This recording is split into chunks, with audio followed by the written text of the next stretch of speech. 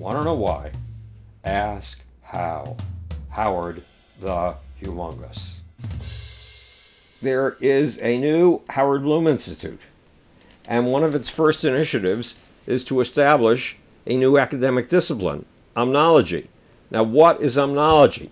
Omnology is there so that when you're in your sophomore year of college and your dad sits you down and he says, look, you have a problem. You're interested in art history, you're interested in neuroscience, and you're interested in cinema. You've got to make up your mind. Which are you going to be? An art historian, a neuroscientist, or a filmmaker? Until you make up your mind, you're nothing. And Omnology is there so you can tell your dad to fuck off, much as you love him. And you can explain to him, I have a multiplicity of curiosities.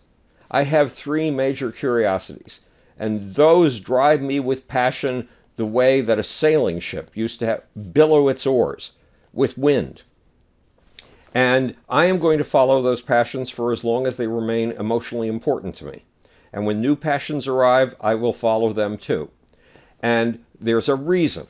When I'm 40 years old and all of my friends are having midlife crises and the women are planning elaborate divorces to get rid of their husbands and find out who they really are, and the men are buying little red sports cars and picking up blondes and cheating on their wives, and they're all doing these things because they have no idea whatsoever of why they are here on planet Earth, I will be coming back from the desert of my multiple curiosities with my very first answers. So while my friends feel they are at the end of their lives, I will feel that I'm at the beginning of mine. I will know that I'm at the beginning of mine. And if your new curiosities come up, I will follow them too. So in 2001, I wrote an Omnologist Manifesto, hoping that we could turn this into a discipline someday. Here's the Omnologist Manifesto. First of all, Omnology is the aspiration to omniscience. It's an academic base for the promiscuously curious. It's a discipline that concentrates on seeing the patterns that emerge when one views all the sciences and the arts at once. We are blessed with a richness of specializations, but cursed with a paucity of panoptic disciplines, categories of knowledge that concentrate on seeing the pattern that emerges when you view all the sciences at once. Hence, we need a field dedicated to the panoramic, an academic base for the promiscuously curious, a discipline whose mandate is best summed up in a paraphrase of the poet Andrew Marvell. Let us roll all our strength and all our knowledge up into one ball and tear our visions with rough strife through the iron gates of life. Omnology is a science, but one dedicated to the biggest picture conceivable by the minds of its practitioners. Omnology will use every conceptual tool available, and some not yet invented but inventable, to leapfrog over disciplinary barriers, stitching together the patchwork quilt of science and all the rest that humans can yet know. If one omnologist is able to perceive the relationship between pop songs, ancient Egyptian graffiti, mysticism, neurobiology, and the origins of the cosmos, so be it. If another uses mathematics to probe traffic patterns, the behavior of insect colonies, and the manner in which galaxies cluster in swarms, wonderful. And if another uses introspection to uncover hidden passions and relate them to research in chemistry, anthropology, psychology, history, and the arts, she too has a treasured place on the wild frontiers of scientific truth, the terra incognita, in the heartland of Omnology. Let me close, says this manifesto, with the words of yet another poet, William Blake, on the ultimate goal of Omnology: to see a world in a grain of sand, and a heaven in a wildflower. Hold infinity in the palm of your hand, and eternity in an hour. The story of how Omnology came to be may give you a better idea of what Omnology is and whether it fits into your life, whether it can help make you the person you really want to be instead of the person that is being squashed into existence by a bunch of disciplinary boundaries. When I was 10 years old, you know this by now, when I was 10 years old, a book appeared on my lap and it said, the first two rules of science are these: the truth at any price, including the price of your life. And it gave the example of Galileo, and it said that Galileo would have been willing to go to the stake to defend his truth. That turned out not to be true, but it didn't matter. It was the heroic, historic, courageous aspect of Galileo that I needed at the age of 10. And rule number 2 of science is look at things run under your nose as if you've never seen them before, and then proceed from there. And it gave the example of Anton von Leeuwenhoek, the maker of the microscope. So from the age of 10, I set off on 2 different disciplines: theoretical physics, especially cosmology, and microbiology, with a mission.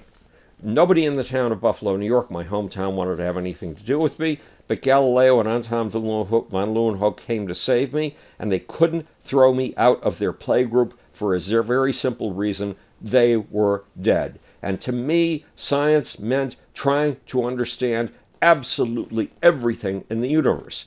If there is no God and there is no omniscient power creating this universe, then it's up to us to aspire to omniscience and try to know everything we can. And then when I was 12 and 13 years old, I developed an interest in the transcendent experience, the ecstatic experience, the gods inside of us. And this to me looked like something that science needed to incorporate, that science needed to understand. And I got validation when eventually I heard of the existence of a book called The Varieties of the Religious Experience by William James, the founder of American psychology. And William James, when I read his book, it was as if William James, who wrote this in, I believe, 1902, reached out across a chasm of over 50 years and said, look, these are extraordinary experiences that I'm about to describe. George Fox seeing blood pouring down the streets of Litchfield and pouring from the heavens. And St. Teresa in her tiny little stone bedroom in a, whatever you call the places they keep nuns, in Spain, and laying there cold and alone at night and feeling angels arrive to pierce her gut with glowing spears that filled her with a sense of the love of God and took her on a flight way higher than the landscape around her, so she could see everything below her and feel the fire of God's love inside of her, feel the ecstasy of God's love. The author of The Varieties of the Religious Experience, William James, said these experiences are clearly pathological, but in the hands of certain people, pathologies, psychopathologies, can become the engines of history. St. Teresa made a mark. She established a whole new order of nuns in the Catholic Church with a whole new approach to doing things that is still alive today. George Fox established the Quaker movement, which is still alive and trying to lobby for peace today. If science is about the aspiration to omniscience, then surely it was the job of science to understand these astonishing experiences. And I wouldn't find out until many, many decades later, when my friend Robin Fox, who is the founder of the anthropology department at Rutgers University, explained it to me, that there was a discipline called participant observer science. It's what Margaret Mead did when she went off to Samoa. You immerse yourself in the subject of your study, and you try to become it. You try to let it take over your emotions and your perceptions and feel, if there are ecstasies involved, feel those ecstasies, experience them, and at the same time, you stand apart and you look to see how you can make sense of what you've been experiencing scientifically. You take voyages of discovery into the minds of other cultures, into their ways of feeling things. And then you step out and with your science try to understand the mysteries that you have just experienced. When I was 16, I ran across a poem by another 16-year-old, Edna St. Vincent Millay. She wasn't 16 anymore, she was an adult, called Renaissance. And in Renaissance, Edna St. Vincent Millay said that to see the infinite in the tiniest of things, you have to stretch your empathic powers so you can become every kind of suffering person in every kind of culture on the face of the earth. And so you can contain those multitudes within you. It was an instruction that was invaluable for a budding omnologist. Then, when I was 16, I went to work at the world's largest cancer research center. I am an incredibly clumsy person, believe me, incredibly clumsy. So they wisely put a real scientist over my head to mentor me and make sure I didn't break too many multi-million-dollar Geiger counters or expensive pieces of machinery, photospectrometers. His name was Phil Fish. Phil Fish took me to his office. It was a windowless cubicle, but it had a built-in long desk. It was 6 or 7 feet long, and it had 4 piles of books on it. One pile of books to the left of the spot where Phil sat when he was at his desk, and 1 pile of books to the right, or 2 piles of books to the right. Every single one of those books was in German. Phil was trying to synthesize a molecule whose name escapes me. And Phil said, "Do you see those books on the left, on the right? Those are the books that I've read so far in the pursuit of this molecule. Do you see the books on the left? Those are the books I have yet to read before I could synthesize this molecule. I will have this molecule synthesized in 5 years." And I thought, this is not the kind of science I want to do. I don't want to specialize and dig a hole so deep like a gopher that all I can see is the darkness around me, and I can't see anything else. I want to be able to fly over the surface of all of the sciences like an eagle, putting together all those gopher holes into pixels in a big picture, a giant panorama. And science needs people who see the big panorama, because it's the people who see the big panorama who come back with the questions that specialists like Phil Fish then try to answer. But there was no place in science for somebody who wanted to soar over the face of the sciences, comprehend as many as he possibly could, and use them to create big picture understandings, new big picture understandings. Then, when I was in my freshman year at NYU, I have no memory. I just have no memory whatsoever. And I was taking courses in Elizabethan poetry, in history, in biology, in physics, and in art history. And the facts came tumbling in. First of all, and you've probably been through this, I was so confused the first 2 weeks of school, I couldn't keep track of my schedule. I had no idea of which course came when and what room it was in. That was a nightmare. But as the material came pouring in, the knowledge that my teachers were teaching me, I could not keep it straight. And without being able to keep it straight, I had no way of remembering it. Then an idea occurred to me. When I was 12, back to when I was 12 years old. When I was 12, my parents were kind enough to seek out a private school for me. I was doing horribly in public school because I read 2 books a day. I read 1 book a day under the desk, and I read another book a day when I came home. And I wasn't paying any attention to the teachers. So my parents tried to find a private school into which I would somehow fit. And they sent me for an interview with the headmaster of this incredible, lovely 60-acre school called the Park School of Buffalo. And the headmaster was a very big man in a tweed jacket with a pipe, who deliberately hid in the shadows behind his desk to seem enigmatic, sphinx-like, powerful, like a mysterious authority. And I, a 12-year-old, said to him, "I will only come to your school." He hadn't said he would accept me in his school. "I will only come to your school if you do the following.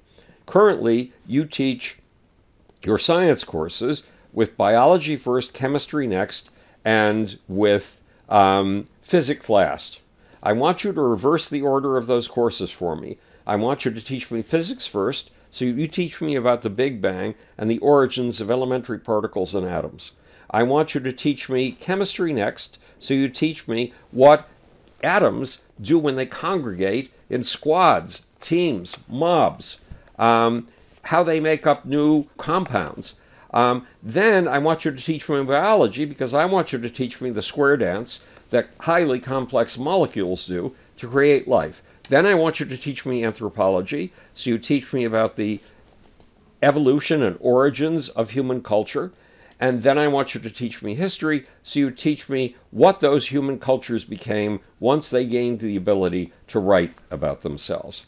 And miraculously, the headmaster let me into a school, but the headmaster also reversed the order of the science courses for me. Now, how does this relate to what I was doing when I was wandering around in a state of total and painful confusion at NYU in my freshman year?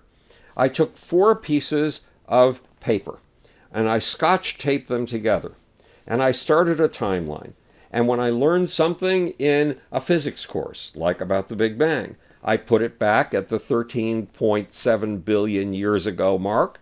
If I learned something about the origin of stars, I put it at the $1 to $2 million after the million year, not $1 million. After the Big Bang mark, if I learned something new about Andrew Marvell, I put it on the timeline. If I learned something new in art history, I put it on the timeline. And all of a sudden, relationships began to emerge. And what I was learning in school ceased to be a confusion of things that were totally irrelevant to each other and instead became jigsaw puzzle pieces in a much bigger picture, a picture that told a story. And that's how Omnology got started. The timeline is the most effective tool I have ever been lucky enough to use. I've been using it ever since. The timeline eventually expanded to 11 sheets of paper, scotch taped together, and then a miracle happened. The timeline left the paper and entered my head. And I've been working with that timeline ever since. And it's from that timeline that I'm able to remember things and that I'm able to tell you stories about the cosmos in which I try to give you big picture views of a kind you've never had before. So Kepler Space University in Florida has agreed to allow us to teach a course on Omnology, a 4 to 6 week course. Cheyenne G, a former research scientist who's an astonishing woman and has been an omnologist since she was 5 years old, is the head of the Omnology Initiative for the Howard Bloom Institute and will be teaching that course. And if anything that I've just told you about Omnology resonates with anything inside of you and gives solidity to stuff within you that has been a confusion before, a painful welter, a chaos, then by all means let us know. If you can go to Howard Bloom, all one word with 2 O's, howardbloom.institute. That's Howard Bloom, all one word, .institute.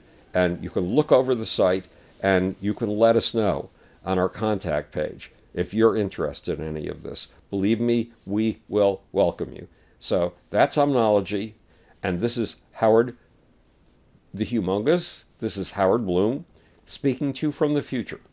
It's your job and my job to make. Or, want to know why? Ask how. And now for the infamous, appalling, astonishing, astounding, stunning little off button.